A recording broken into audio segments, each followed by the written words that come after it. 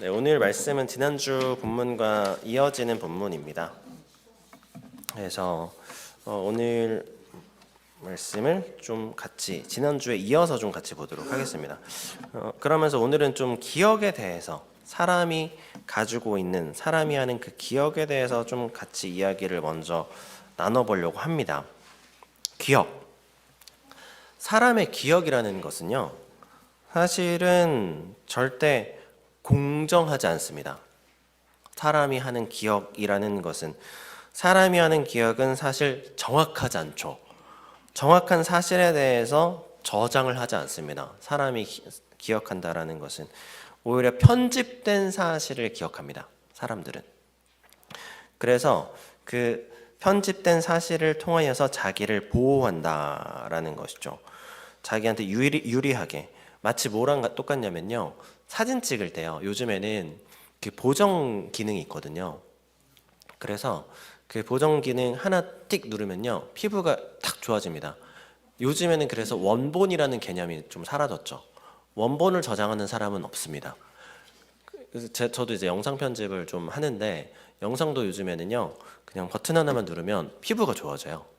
그리고 여성분들은 화장을 할 필요가 없더라고요. 화장을 해줍니다. 그냥 버튼 하나 누르면 화장 다 해주고요. 그리고 머리도 풍성하게 만들어주고요. 뭐 이런 엄청난 기능을 가지고 그 사람들이 가지고 원래의 모습을 잊어버리게 하는 그런 기능들을 가지고 있죠. 근데 그것이 그냥 우리가 기억을 하는 방식과도 똑같다라는 것이죠.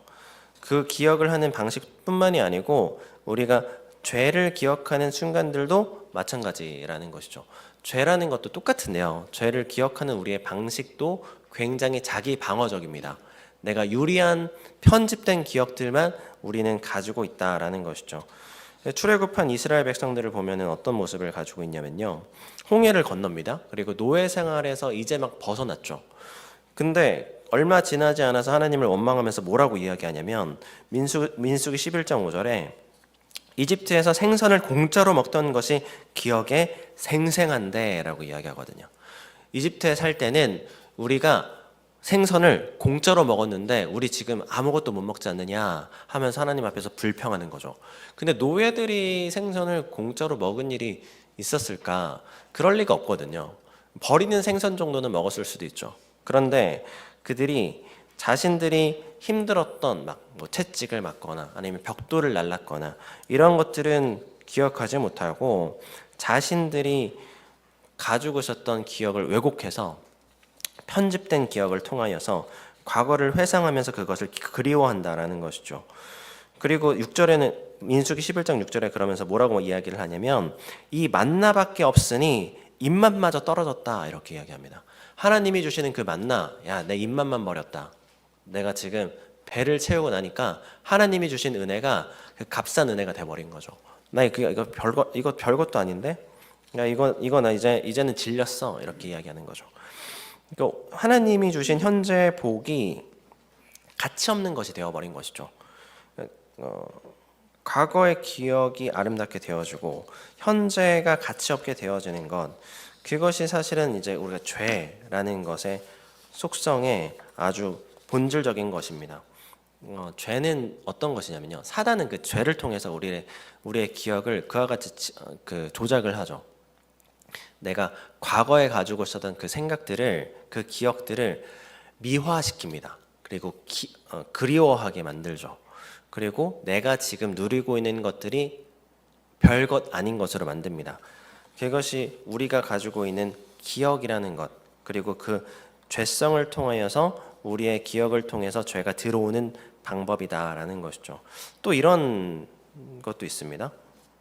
사람한테는 굉장히 이상한 능력이 있거든요. 무슨 능력이냐면, 내가 상처받은 것에 대해서는 아주 정확하게 기억합니다. 내가 상처를 뭘 상처받았는지. 근데 내가 상처를 준 거에 대해서는 기억하지 못합니다. 이것도 기억의 왜곡이죠. 기억을 편집합니다, 우리가. 그래서 그것이 알고 싶다라는 프로그램을 아시나요? 거기에서 영상 편집 전문가이신 황민구 박사라는 분이 계시더라고요. 그분이 그런 얘기를 합니다. 사람들이 동일하게 이야기하는 말이 뭐냐면 범죄를 저지르고 나서 기억이 안 납니다 라고 이야기를 한대요. 기억이 안 납니다. 근데 요즘에는요 CCTV가 없는 곳이 없거든요. 그래서 영상이 증거로 다 남아있다고 하거든요. 근데 그래서 영상을 이렇게 들이밀잖아요. 영상 있다 그러면은 뭐라고 얘기할까요? 술 취해서 기억이 안 난다 라고 이야기를 한답니다. 그리고 또 하나는 뭐라고 얘기하냐면 영상이 조작됐다 이렇게 얘기를 한대요. 영상 조작된 거 아니냐, 너네 다 한 패지 이렇게 얘기한다는 거죠. 그런 식으로 우리가 기억이라는 것은요 나한테 불리한 것, 그런 것들은 삭제합니다. 그래서 우리에게 유리하게 그와 같이 기억을 조작한다. 그러니까 죄 가운데 있는 사람들의 특징이 바로 그리고 이것이다. 상식이 무너진 행동들을 합니다. 이렇게 내가 가지고 있었던 그 기억들, 그것들을 왜곡시켜서요 내가 죄를 지었던 그 사실조차도 굉장히 가벼운 것으로 만들고, 그리고 내가 지었던 죄가 아무것도 아닌 양, 죄가 아닌 것처럼 이야기를 한다라는 것이죠. 내 주변에 있는 사람이 혹시라도 이제 이런 말도 안 되는 행동을 한다. 가끔 이제 주변에 갑자기 평소와 같지 않은 행동을 하는 사람들이 있다. 그리고 상식적인 행동으로부터 벗어났다. 죄 가운데 있을 확률이 굉장히 높습니다. 평소와 다른 행동을 하고 있다. 뭔가 그 사람이 죄의 발목이 묶여 있다. 이렇게 보면 틀리지 않다라는 것이죠. 오늘 다윗이 그렇거든요, 사실. 이게 사무엘하 11장, 12장 내용이요. 내용이 아주 단순합니다. 다윗이 죄를 지었고요. 나단 선지자가 와서 그 죄를 지적합니다. 책망하죠. 그리고 다윗은 회개합니다. 그런데 이게 사실은 단순한 회개 이야기는 또 아니거든요. 다윗이요 자기가 잘못한 것을 알았을까요, 몰랐을까요? 자기가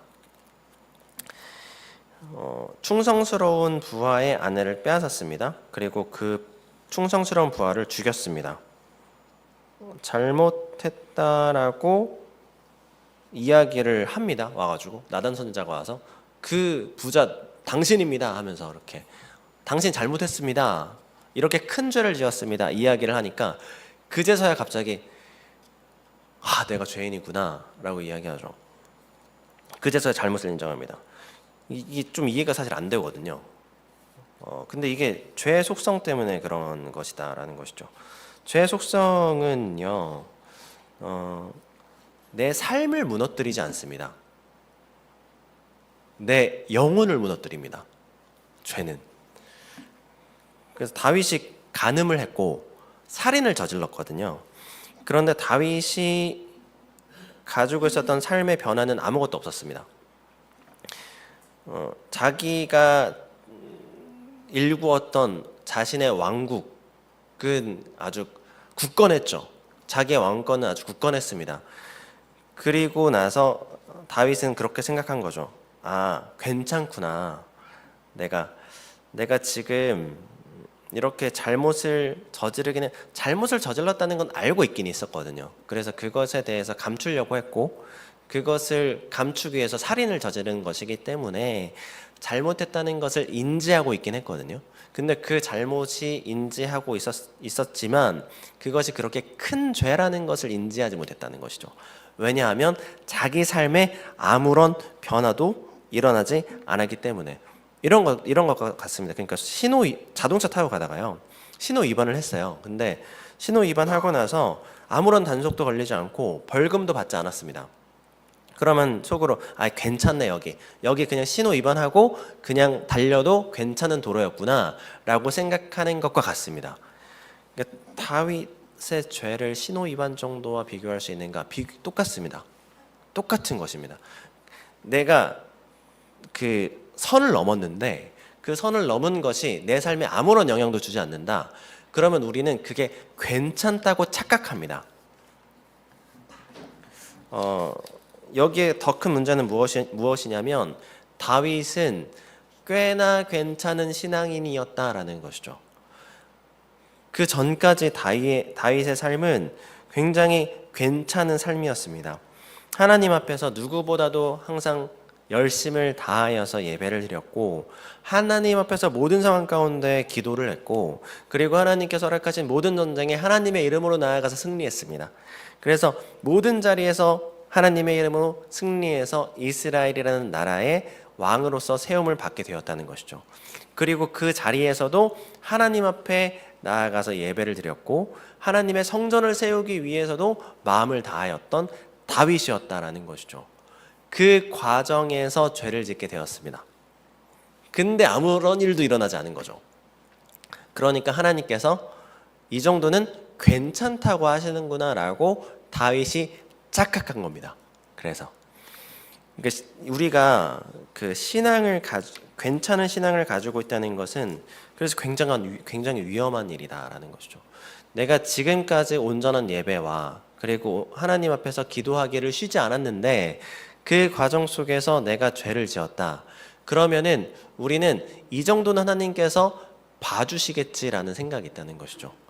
그리고 아무런 일도 실제로 일어나지 않는다. 그러면 우리 속에 죄의 씨앗이 그때부터 자라기 시작합니다. 내 삶이 여전히 건강하다라는 그 죄가 시작된다. 그러면 이제 사단의 완벽한 작전이 성공한 것이죠. 내 삶에 죄의 씨앗이 심겨졌기 때문에. 그로부터 내가 죄라는 것은 그러니까 겉으로 보이지 않는 것을 무너뜨리기 시작하고요. 내 영혼이 먼저 무너지고, 그리고 그 다음에는 내가 가지고 있는 결국 보이는 것까지 모든 것들이 다 무너지게 되어지는 그 결론에 도달하게 되어진다라는 것이죠. 그러니까 그게 죄가 가지고 있는 아주 무서운 속성입니다. 그렇다면 하나님께서는 가만히 계시는가? 그렇지 않죠, 당연히. 하나님께서도 당연히 일하십니다. 우리가 하나님 앞에서 죄를 짓는 그 순간에도 하나님께서는 계속해서 우리의 삶을 지켜보고 계시고, 그리고 그 다음을 계획하고 준비하시죠. 그래서 하나님께서는 나단 선지자를 보내셨다라는 것이죠. 근데 오늘 말씀에 보면 나단 선지자가 찾아와서 다윗 당신 죄인입니다 이렇게 이야기하지 않죠. 당신이 살인을 저질렀고 당신이 부하의 아내를 빼앗았다. 이것은 십계명에서 간음하는 죄를 지은 것과 같습니다. 다윗이 십계명 중에서 3개를 어겼거든요. 간음했고 살인했고 거짓말했고 3개를 어깁니다. 그러니까 하나님 앞에서는 엄청난 큰 죄를 지었다라는 것이죠. 근데 하나님 앞에서 너 하나님 앞에서 십계명 어겼어라고 이야기하지 않죠. 나단 선지자가 와서 비유를 이야기합니다. 부자 사람과 가난한 사람에 대한 이야기를 들려줬다는 것이죠. 그게 하나님께서 우리에게 말씀하시는 방식인데, 하나님은요 우리가 들을 수 있는 말로 하십니다. 들을 수 있는 말. 내가 귀에 들리고 내가 스스로 깨질 수 있는 말로 하시죠. 그리고 내가 스스로 인정할 수 있는 말로 하나님께서는 우리에게 찾아와서 말씀하십니다. 그래서 하나님께서 다윗에게 이야기를 하신 이유는 바로 그와 같은 이유였다. 다윗이 스스로 생각하고 깨닫고 판단할 수 있도록. 지난주에 이제 아는 동생 만나서 했던 이야기가 이런 거였거든요. 교회 다니지 않는 사람의 입술을 통해서 본인이 교회에서나 들을 수 있을 법한 이야기들을 자꾸 권면을 받는데요. 그것은 하나님의 말씀입니까? 아닙니까? 하나님 말씀이거든요. 그것도. 하나님은요, 내가 들을 수 있는 사람의 입술을 통해서 말씀하십니다. 그리고요, 하나님은요, 내가 인정할 수밖에 없는 상황을 통해서 말씀하시죠. 그것이 하나님께서 우리에게 말씀을 허락하시는 방법이다라는 것입니다. 그러니까 내 귀에다 대고 막 이렇게 너는 하나님이라 이렇게 말씀하지 않으시고요. 하나님은요, 내가 인정할 수 있는, 내 삶에서 납득할 수 있는 그와 같은 상황 속에서 나의 삶에 찾아오셔서 내가 죄를 마주하게 하시고 하나님을 바라보게 하신다라는 것입니다. 그래서 이 시작이 원래 사실 12장 1절의 시작이 어떻게 되냐면요, 나단 선지자가 이 사람에 대해서 판결해달라고 말씀합니다. 12장 1절에 보면요, 여호와께서 나단을 다윗에게 보내시니 그가 다윗에게 가서 그에게 이르되 한 성읍에 두 사람이 있는데 한 사람은 부하고 한 사람은 가난하니라고 말씀하시죠. 이것은 이제 히브리어 원래 그 언어가 써 있는 원본은 없고요. 그 사본 마소라 사본이 있는데 히브리어로 써 있거든요. 근데 히브리어를 헬라어로 한번 번역했었어요. 헬라어 성경을 만들기 위해서 그걸 70인경이라고 이야기를 하는데 그 70인경에는 거기에서는 이렇게 이야기를 합니다. 70인경에서는 이 일에 대해서 판결을 내려주십시오라고 이야기를 하거든요. 그러니까 다윗에게 단순히 비유로 이야기한 게 아니고 이 이야기를 통해서 당신이 좀 판단해 주십시오. 당신이 스스로 생각해 보십시오라고 이야기를 하고 있다라는 것이죠. 다윗은 사실은 굉장히 정의로운 사람이거든요. 공의로운 사람이고 하나님 앞에서 하나님의 말씀대로 판결을 했던 사람이 다윗이었습니다. 그러니까 다윗에게는 아주 적절한 다윗에게 맞춤형 하나님의 말씀이 임하게 된 것이죠. 그리고 한 걸음 떨어져서 보게 하셨다라는 것입니다. 그래서 근데 사람들은 보통요 내 일이 되면 잘 못 보죠. 객관적으로 다른 사람의 일은 잘 보거든요. 저도 이제 그 사역할 때 주변에 목사님들 많이 계시거든요. 근데 얘기하면 자기 고민이라고 이야기하면 다 보입니다. 뭐가 문제고 다 보이거든요. 사역의 방향에 대해서 고민할 때도 별거 아닌데 왜 그걸 고민하고 있나라고 생각이 드는데 제 사역에 대해서는 잘 모르겠습니다. 내 일은 잘 안 보이거든요. 그러니까 누구나 똑같습니다. 내일이 되면 잘 안 보이죠. 그래서 한 걸음 떨어져서 우리가 볼 수 있는 눈이 필요한데 오늘 본문에서 그것을 보게 하신 것이죠. 그래서 그런 말이 있더라고요. 남의 죄 앞에서는 우리는 판사가 되고 내 죄 앞에서는 변호사가 된다. 뭐 이런 이야기가 있더라고요. 근데 우리가 그러니까 한 걸음 떨어져서 객관적으로 내 상황을 판단할 수 있는 눈이 필요하다. 그래서 다윗이 그와 같은 상황을 볼 수 있는 시선이 열리자 아주 가차없이 비판하죠. 분노합니다. 그 부자 사람 잡아다가 당장 4배로 변상하게 하고 그 다음에 그 사람 잡아다가 죽여라. 근데 출애굽기 22장 1절에 보면 뭐라고 말씀하시냐면요. 사람이 소나 양을 도둑질하여 잡거나 팔면 그는 소 한 마리에 소 5마리로 갚고 양 한 마리에 양 4마리로 갚을지니라 말씀하십니다. 그러니까 도둑질한 것에 대해서는 4배로 갚으라고 말씀하셨거든요. 근데 그러니까 사형을 처하라 이렇게는 말씀하지 않으셨습니다. 근데 다윗은 4배로 갚고 그 다음에 잡아다가 죽여라 이렇게 이야기한 거죠. 그러니까 율법을 뛰어넘는 분노를 담아서 이야기한 겁니다. 누구의 사건에 대해서? 자기 사건에 대해서. 자기 스스로의 사건에 대해서 하나님의 시각으로 스스로의 삶의 현실에 대해서 판단하고 그것을 깨닫게 되어진 순간이다라는 것이죠. 나단 선지자가 그래서 7절에 보면요. 뭐라고 이야기하냐면요. 끝까지 그 태도를 유지하거든요. 나단이 다윗에게 이르되 당신이 그 사람이라 이야기합니다. 마지막까지 당신이 그러니까 죄인입니다. 이렇게 이야기하지 않고요. 당신이 바로 그 부자가 바로 당신입니다. 이렇게 이야기하죠. 그래서 스스로 다윗이 내가 그 부자 사람과 같은 사람이구나 라는 것을 생각하게 하시고 깨닫게 하시고 인정하게 하셨다라는 것입니다. 그래서 비로소 다윗이 하나님 앞에 엎드려 회개하게 되었다라는 말씀입니다. 13절 말씀 한번 같이 읽어보겠습니다. 13절에 다윗이 나단에게 이르되 내가 여호와께 죄를 범하였노라 하매 나단이 다윗에게 말하되 여호와께서도 당신의 죄를 사하셨나니 당신이 죽지 아니하려니와 말씀하시죠. 하나님 앞에 나아가서 다윗이 엎드려서 이야기합니다. 하나님, 내가 하나님께 죄를 범하였습니다. 이야기합니다. 여기에서 다윗은 어떠한 변명도 핑계도 되지 않습니다. 상황을 설명하지 않습니다. 그냥 그 자리에서 그것에만 온전히 집중해서 하나님 앞에 엎드렸다. 라는 것이죠. 그래서 근데 이제 이 장면을 보고 이런 생각을 하는 분들이 있어요. 비판하는 사람들이 있습니다. 잘못은 밧세바와 우리한테 지었는데 왜 하나님 앞에 회개를 하냐라고 생각을 하죠. 근데 이게 죄는 이건 100%입니다. 죄를 지으면요, 하나님과의 관계가 무너집니다. 죄를 지으면 내 삶이 무너지는 것이 어디로부터 시작되어지느냐? 하나님과의 관계가 깨집니다. 그래서 우리가 죄를 짓고 우리의 삶이 무너졌을 때에는 당연히 밧세바 우리아한테 당연히 가서 용서를 구해야 하죠. 그건 당연히 해야 되는 일인데, 처음으로 우리가 나아가야 할 자리는 어디냐면 하나님께 나아가서 하나님 앞에 엎드려야 한다라는 것이죠.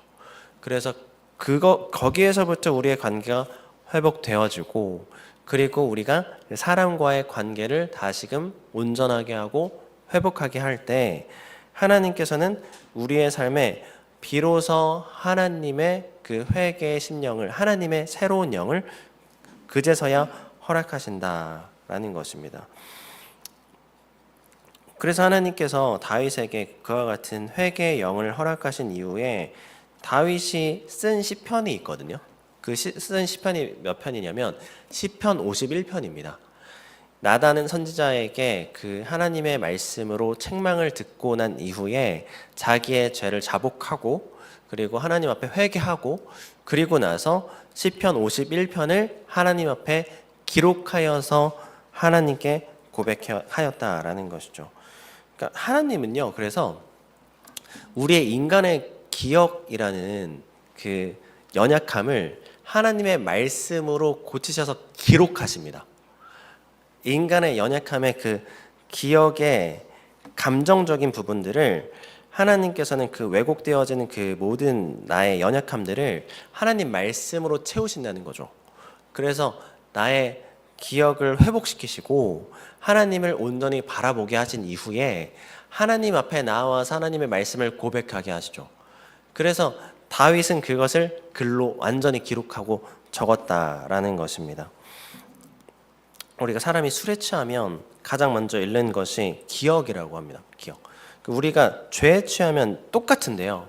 죄에 취하면 우리도 기억을 잃게 되어 있다는 것이죠. 삶의 방향을 잃습니다. 죄를 지으면 내가 어디로 가야 될지 모르죠. 왜냐하면 내가 기억을 잃었기 때문에. 무엇에 대한 기억을 잃었느냐? 하나님에 대한 기억을 잃었거든요. 하나님께서 내게 주신 그 진짜 주신 내 삶의 발걸음이 어디를 향하고 있었는지 전혀 기억나지 못하게 합니다. 그래서 어둠 속을 헤매는 것 같은 그와 같은 방황의 시간을 겪게 하신다라는 것이죠. 그러면서 하나님께서는 우리에게 다시금 보게 하실 때에는 무엇을 통해서 다시 보게 하시는가? 말씀을 통해서. 하나님께서 말씀을 허락하시죠. 내 삶의 환경과 상황과 사람을 통해서, 그리고 하나님을 예배함을 통하여서 우리에게 하나님의 말씀을 허락하시고, 그리고 우리에게 물어보십니다. 네가 가지고 있었던 그 진짜 기억과 삶의 방향이 어디를 향하고 있느냐 물어보시죠. 하나님께서 우리에게 주신 시간들, 그 시간들을 온전히 걸어가는 것이 만만치 않습니다. 사실 쉽지 않죠. 하나님 앞에서 하나님만 바라보고 살아가는 것은 쉽지 않습니다. 그래서 우리가 항상 놓치지 말아야 할 것은 회개죠, 당연히. 그래서 모든 기도의 시작은 사실 회개로 시작합니다. 회개라는 것은요, 근데 막 하나님 잘못했습니다 하면서 막 감정적으로 하나님 앞에 눈물을 쏟는 것이 단순한 회개가 아니고요.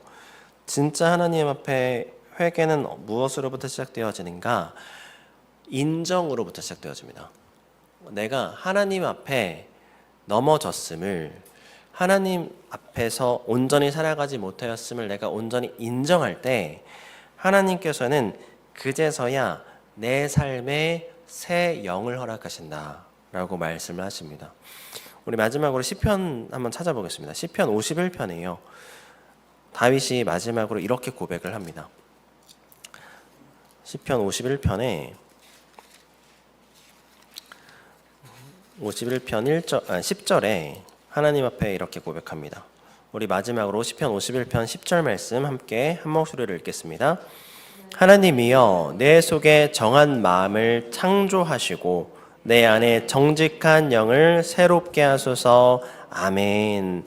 하나님 앞에 우리가 살아간다는 것은 바로 이와 같은 고백이 있어야 하는 삶의 여정이다라는 것을 반드시 기억하시길 바랍니다.